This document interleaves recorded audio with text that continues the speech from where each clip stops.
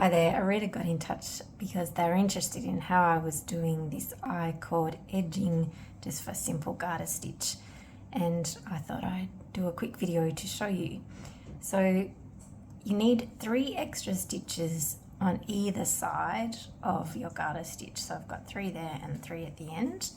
The first stitch is a knit stitch,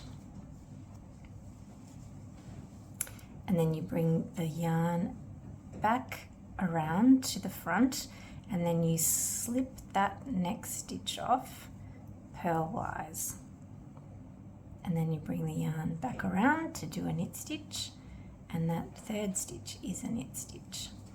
And then I continue on with my knit stitches until I get to the 3 stitches at the end of the row. And I really like how this looks. I thought it would make a lovely edging to a blanket or a dishcloth. In fact, it would probably look nice for a cardigan edging too, wouldn't it? If you are so inclined. So I'm coming up to those last 3 stitches, and here I am. And this looks like just the same as the others. It would be a knit stitch, but actually you need to bring the yarn forward, slip as if to purl, yarn back to do a knit stitch, you knit that stitch then, and then you actually bring the yarn forward again and slip as if to purl that last stitch.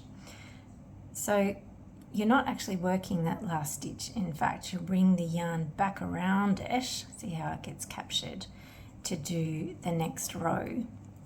And what that ends up doing is, even though you've slipped that last stitch off on the end of the row, you're actually now going to work that stitch at the beginning of the row. So that becomes a worked knit stitch. Bring the yarn forward, slip as if to purl, bring the yarn back so it captures that stitch, and then you knit that third stitch. And then you continue on doing your knit stitch for garter. Just every row is knit stitch. And I'll just show you one more time the end 3 stitches.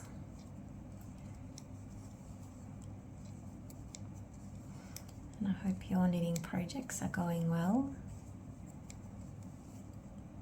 As if you've been following me, I've been playing with textured stitches, so I'm been enjoying doing that.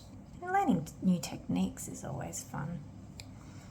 Okay, so I've come up to the last 3 stitches on my left hand needle, bringing my yarn forward, I slip as if to purl, and I bring the yarn back as if to knit, and I knit that next stitch, and I bring the yarn forward as if to purl, slip wise that stitch and bring the yarn around it, ready to start the row again.